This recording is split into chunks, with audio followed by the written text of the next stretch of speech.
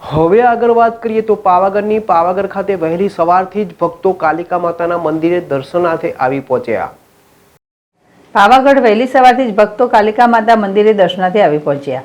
ચૈત્રી નવરાત્રી એટલે માતાજીના આરાધનાનો પર્વ। મહીસાગર જિલ્લાના લુણાવાડામાં આવેલ કાલિકા માતાના ડુંગર પર પૌરાણિક મહાકાળી માતાજીનું મંદિર આવેલ છે, જેને મિની પાવાગઢ તરીકે પણ ઓળખાય છે। આજે ચૈત્રી નવરાત્રિની આઠમના પાવન દિવસે વહેલી સવારથી જ ભક્તો કાલિકા માતા મંદિરે દર્શનાર્થે આવી પહોંચ્યા હતા।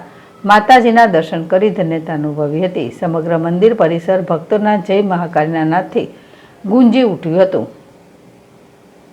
કિરણ ગોહિલ, ZSTV, પંચમહાલ।